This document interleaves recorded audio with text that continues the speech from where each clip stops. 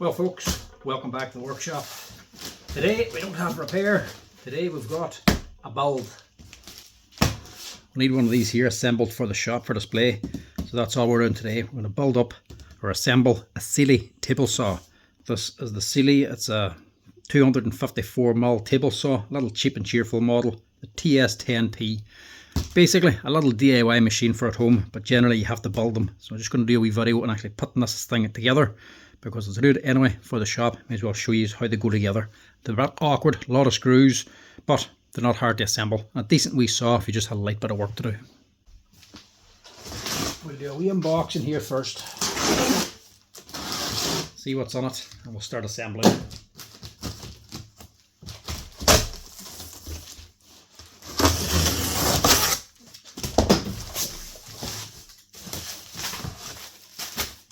Manual first. Need that. There's two side tables. You extend it. They're bolted on. Everything's bolted in this. Your scale and track for your fence. The table saw itself. The actual unit itself is built. The only thing you're putting together is just the legs and the side bits.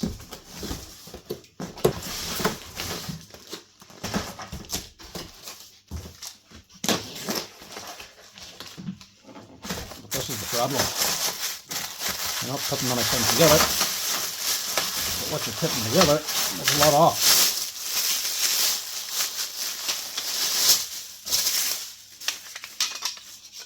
So you have side supports, top supports,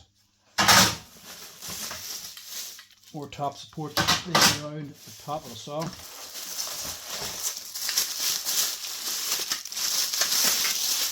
And then your legs and everything as a nut and bolt assemble this. Nice to have the wee dimples on the side though, and between the bolts to actually line the thing up. You're not sort of doing it blind. And a big bag of nut and bolts.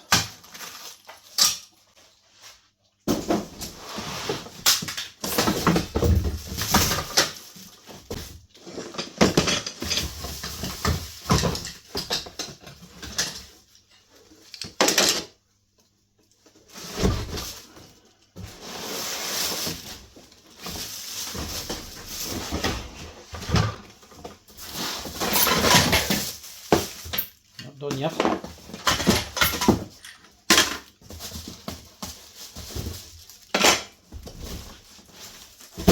Right, that's the box empty.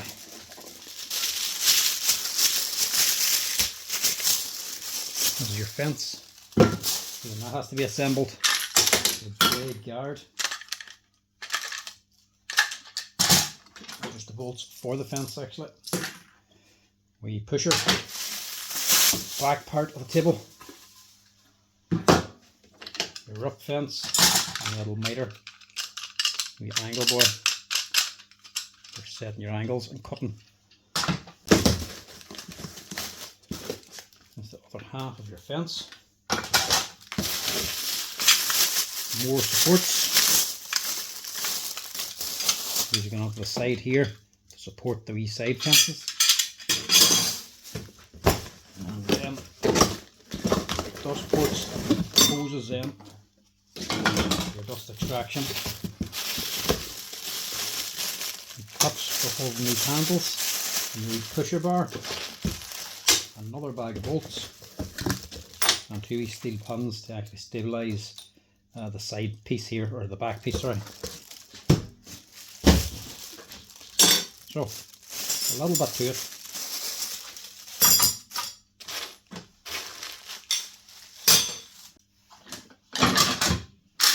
Right, your fence and your blade guard, put them on last, because you're going to have to flip this over as well. You don't want to break the rock fence in this. Plus your hose and your dust port, leave that to the end. First thing, we'll just get this out of the way.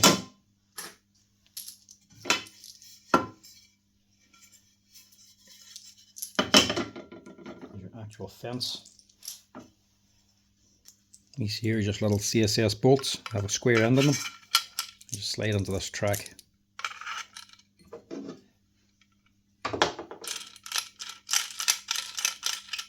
all the way out, but don't actually unscrew them.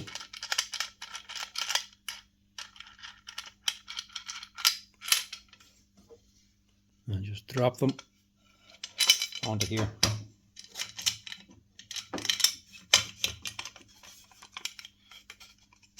Set it top and bottom, left or right, whatever way you want it.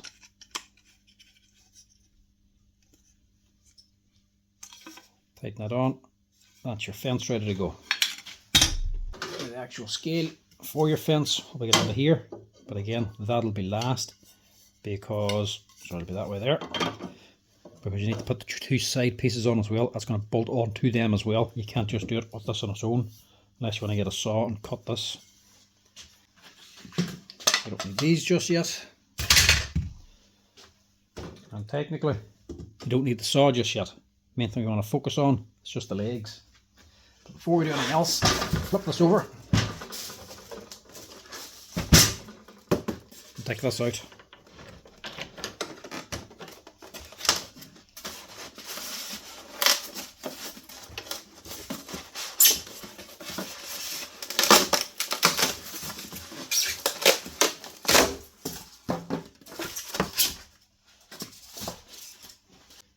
A lot of saws will come with a polystyrene and back here just to support the motor.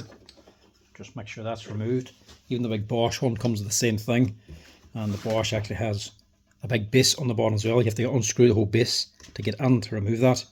This one's very easy to take out. Now to actually start assembling, you can do as you can just start on this side, start assembling here. These first pieces here are put on like so. Two short ones, and you should have two longer ones. There is a size difference on these. You could bolt them onto these holes here now. Start there and then start assembling your legs onto this. But generally, I just prefer to build the legs on their own, sitting down on the ground or on the table, and then just throw the whole assembly up onto this. That's just the way I'm going to do it. But it doesn't matter. You can do it either way. I just find it a bit awkward balancing everything up here. It's sort of easier just to do it down on the bench. So this side we're going to leave for now. Now tools for this job. Luckily you don't need very many. Screwdriver, H2 and a few 10mm spanners. That's all you're really going to need for putting all this stuff together. Because these are all CSS bolts. They're all blank on one side. It's only a 10mm spanner you need on the other side. And to make it even easier and quicker again, I do recommend one of these boys. This is a 10mm magnetic tech holder for putting on tech screws. Cheap and cheerful little thing. Do great for putting on bolts like this. You just stick them onto an impact driver. You can drive these on tight a lot quicker. Just speeds up the actual assembly process instead of just using spanners all the time. So that's what I'm going to use.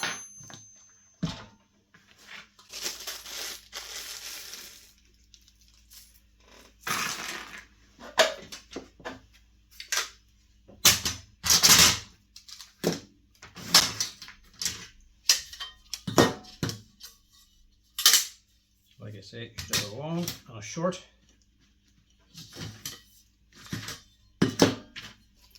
Put them together like so.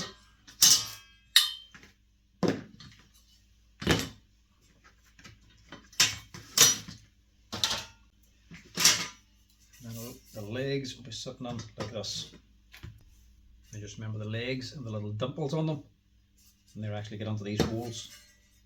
There's only one way these can actually go on, and that's from the outside. There's quite a steep angle in these as well. We've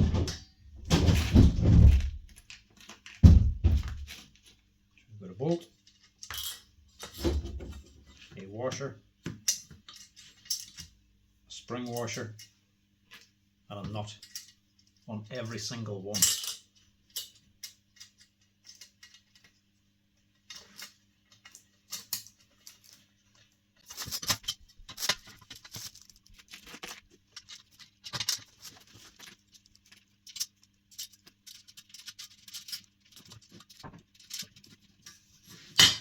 And as well, what I would recommend is just put the nuts on hand tight. Don't tighten them up just yet. Because with these here assemblies, no matter what brand, you you're putting the legs together, you're always going to need a little bit of wiggle room. The screw holes are never going to line up 100% for the whole thing. If you tighten them all up, each one individually, when you're assembling it, by the time you get to the end, you'll not be able to get the last few bolts on. The holes won't line up.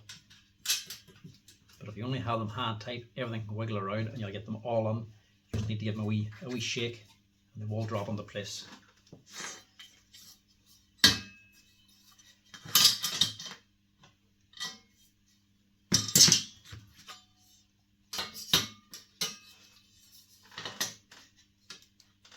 Making sure you're putting the right one onto the right side.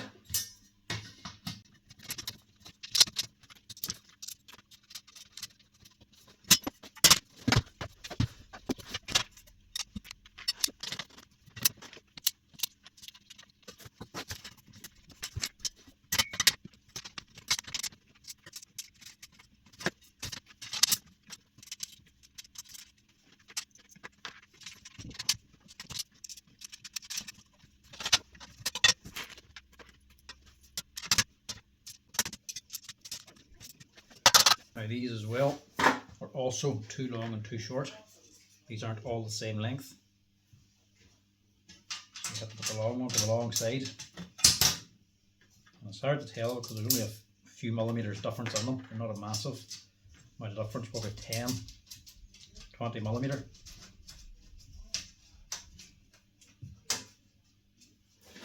So sometimes you wouldn't even realise there is a difference.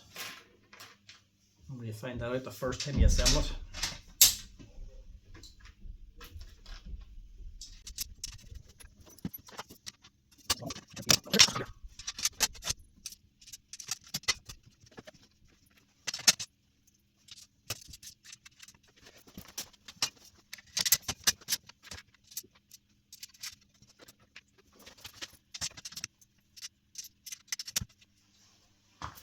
That's all the bolts on the frame, and she's very slack.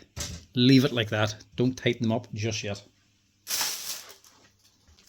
Next we find a little bag of feet. They're just going onto here. Click these on.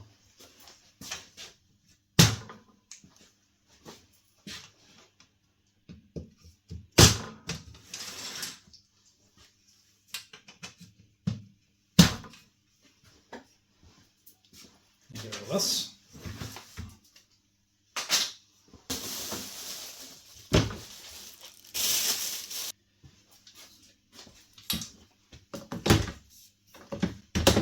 And you can put your legs on top of them.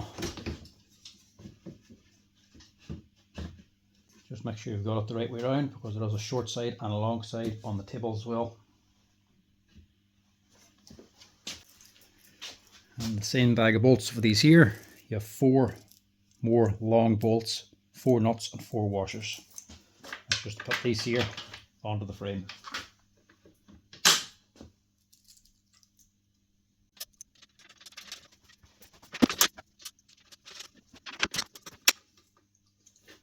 That's that wiggle room you need. If they were all bolted on tight, that hole just would not line up. It's completely covered. You have to be able to move it to get them 2 holes to actually line up together so you can get the screw through it.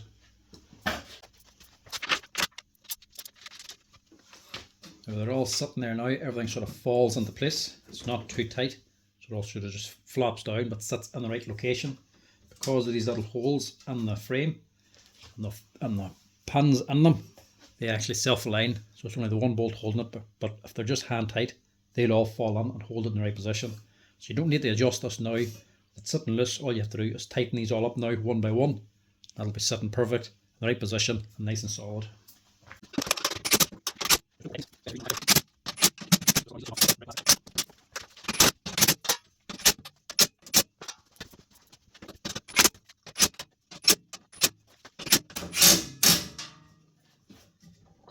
That's it. A lot tighter. Now, leaving it exactly where it is now, on the bench, upside down, we'll put on the side ones. Side frame.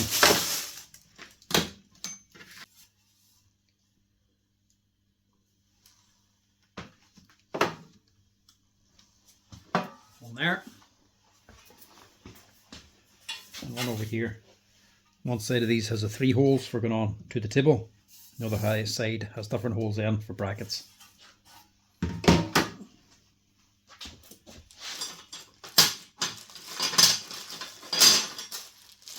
another bag of goodies to attach all this.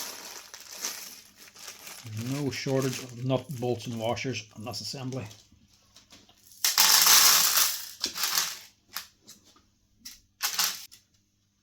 It's 1 bolt, 1 spring washer, and 1 standard washer. And all just screw in here. This side's open, this side has an actual riv nut or actual thread put onto it on the table, and they're always tight because it's a painted hole. So they bore these and then they must paint it. There's always a wee bit of paint on the threads. So 3 of these on each side.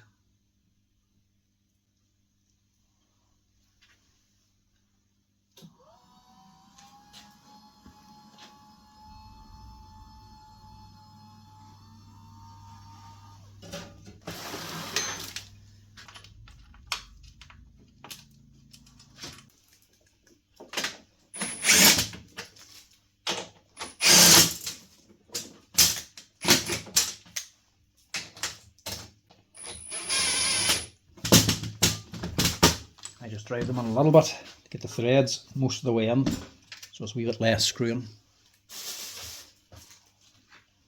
Sure, you just have to tilt the saw back so it flops down so you get a driver on.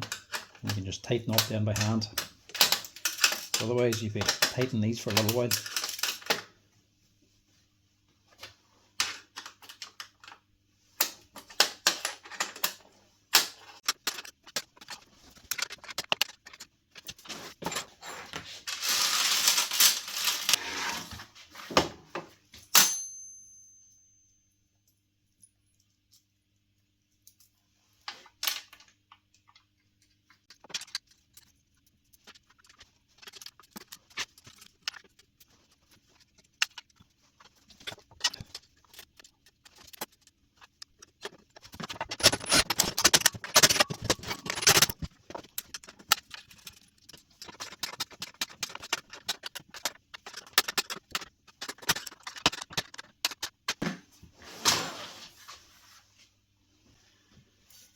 Now we can go ahead and fit actual rail for your fence. So the scales are on the bottom as it hooks onto.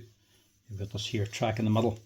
There's actually a bolt. This is what your bolts goes onto. So you've got 1, 2, 3, 4, 5, 6 bolts that go onto here. This also stabilizes these ends together. The 2 side rails onto the center. So we have 6 bolts under this. These just slide on.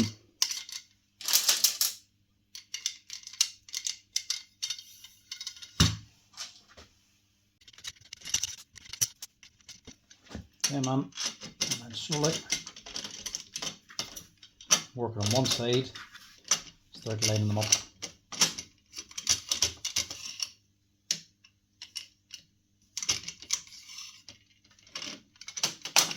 Put them all on. Just get into the center, and that's you good to go. Same track, washer, spring washer, and a nut. It's a lot easier to do it like this when it's all just sitting down flat on the table and keeps the pieces all in line. And you have it sitting up straight on its feet. You're having to bend underneath the saw to do all this. That's a lot more awkward.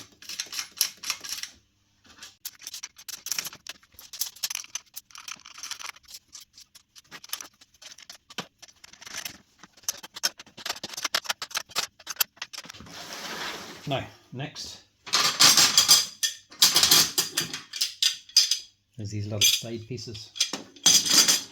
Now you're going to have to put these on now just for handiness, but you'll also have to take 1 screw out to fit this little plate for the hose. It's just easier to put them all together now and then take it out later instead of trying to figure out where you're putting the hose now and leaving a screw out. Just put them all on now and then remove one. It's far simpler. these are little side supports for these here side tables. There's a back table as well for help stuff coming off the saw. That doesn't have these. That's usually these little metal bars. These actually go across the centre to support it. But these side pieces, because you could be putting big pieces of ply or something on, need some sort of extra support. So they are going onto here, holding onto this hole and this hole here. And it's the same crack. And that's where these wee short screws come in. Because you don't need to have too much thread on this, and it's a bit of a tight space, so easier to just have these on short.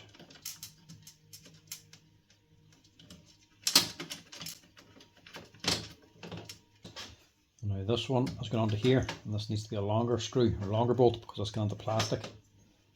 But your frame's already on, but they do have a hole in the back, so you can put your nut on. So you can set your nut in there to screw this onto.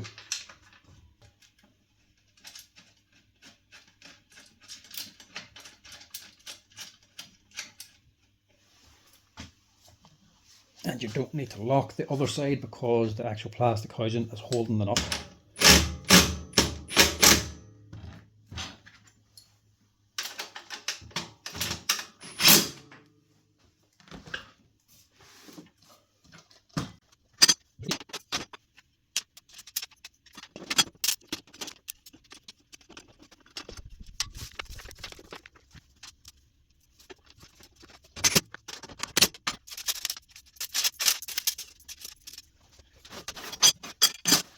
Before we do this side,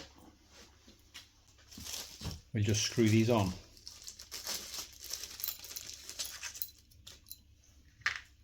These are just to be brackets for holding your actual tools.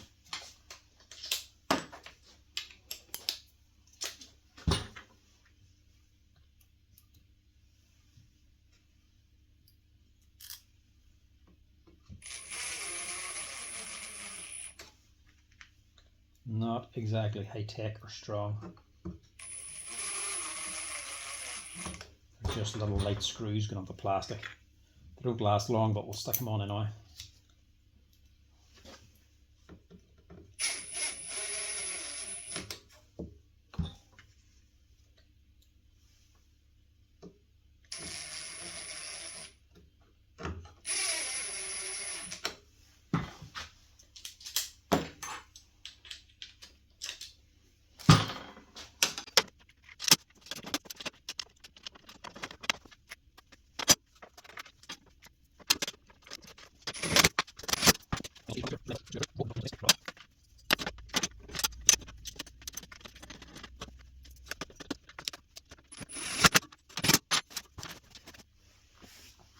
And we're at the rear. Go ahead and fit that piece.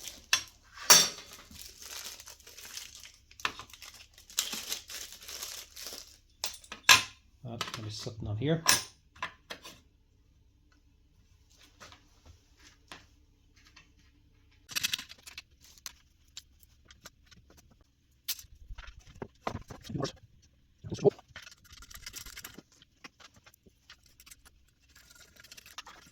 Generally, if you get these two top ones tightened up first, it locks it in place.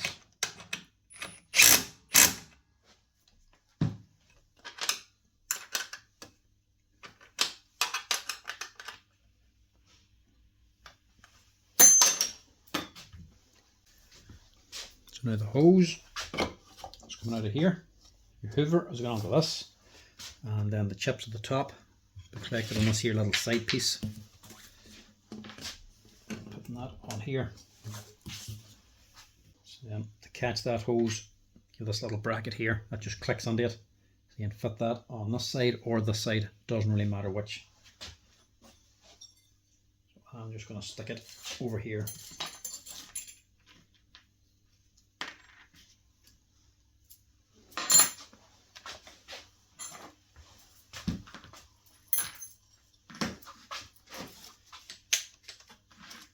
Just take this out again.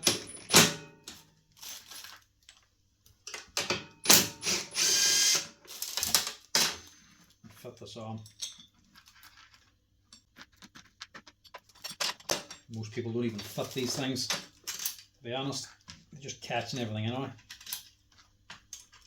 Won't last too long. I'll stick it on and out because it's for the shop. It's not for myself.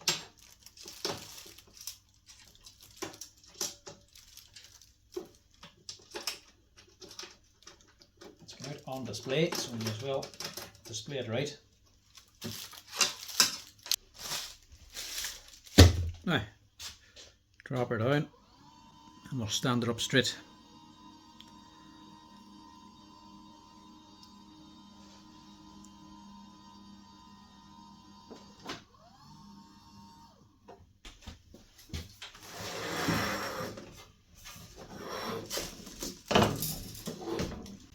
Now, last few little finishing touches. The rock fence for one. It has to go on here. You have to pull off this kerf board.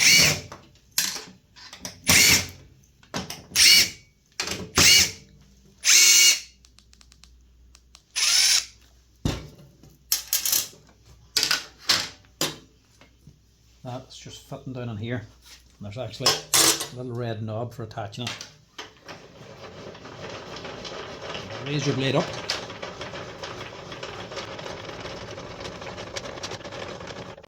And just here, a little quick release knob. I don't know if you can see that on camera.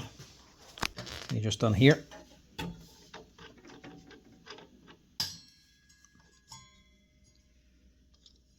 Back it out. Pull back the steel plate. That fits in behind the steel plate. And see this little pin here?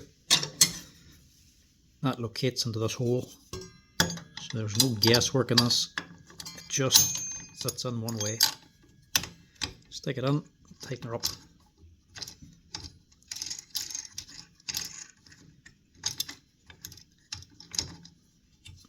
Sometimes you're putting on a kerf board, you sort of have to guess or set the gap. Make sure it's not too far up or too far down.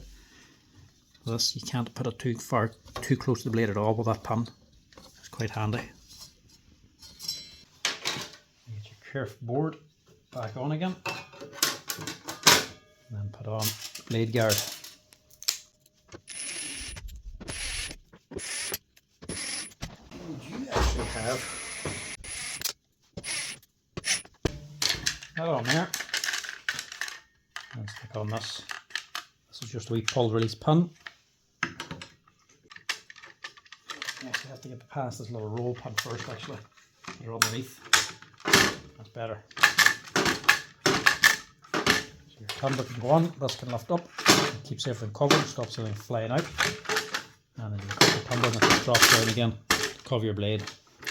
Same as any standard table saw. You'll have it on for about a week or two and it'll be torn off, to be quite honest. Either you'll take it off because it's on your head, or you'll give it a tweak and the blade will catch it back in here and you'll break it anyway. They never last. There your hose, you can just go into this.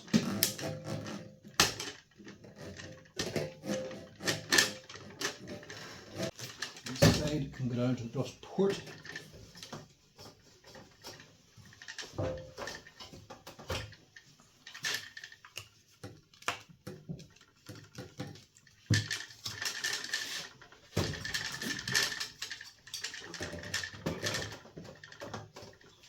Big dust extractor on the big hole, sucking everything out. You've got this lower one taking all the dust that goes down into here, and this one is catching all the dust that gets thrown out by the blade, and that can just click in there then to hold it in position. And you have your wee meter, slides on here, and your actual fence just clicks down on top. That's her nearly ready. Your little handle for pushing your timber through clicks on over here, just on the side, and then we hooks that we installed. Then you have your two spanners for replacing your blades, and I didn't even have to open up the instruction manual. So I'll leave that sitting there nice and flat for the customer, put it out on display so they have it if they buy it assembled like this. And that's her, all ready for work. That's her, all assembled and ready to go. Now let's face it, it ain't a big powerful table saw, it's not a big professional machine, it's DIY grade at best. It's decent enough for what it is, but It's not going to do any heavy work. It does all the bits you need. It has an angle adjuster here, clamp for actually moving your blade. You can set it back and forth, your scales here, and you can raise and lower your blade as well. Does all the bits you need. It does the job for DIY sort of stuff. It's not going to do anything heavy, but we have seen a couple of tradespeople buy these here just for throwing the back of the van. They might not want the legs, but the table itself, it's going to be good enough for ripping timber. Not the most accurate thing in the world, but it does the job, and they're not all that expensive. It's a bit of a handling to actually put them together, but once it's all bolted together and ready to go, they're decent enough for machine, and they're not the most unsteady either. I mean, it's not heavy, but it's not flimsy either. Once the legs are actually attached and everything tightened up properly, all the bolts are good and tight. She is fairly solid. So it's not too bad that way. They'd be better if they had a wee hole at the bottom of the legs. You can bolt it down to the ground, because if we're putting heavy sheets through, there's a chance she could just move along the floor. You could push it through as well. But apart from that there, she's fairly grand for what she's doing. I don't think many people at home are going to be ripping 4x8 sheets of plywood. So that there is her up and running and ready for work. And just a simple on-off switch.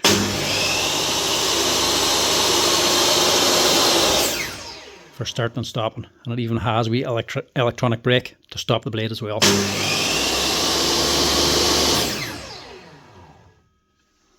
So that's her.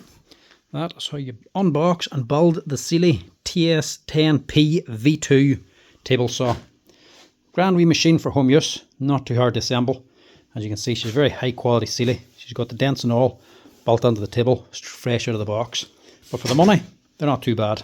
Anyway folks, that's it. Thanks for watching. Hope you enjoyed this wee unboxing video. If you're liking the videos, as always, give us a wee like and a follow down below. But next time, I'll chat to you later.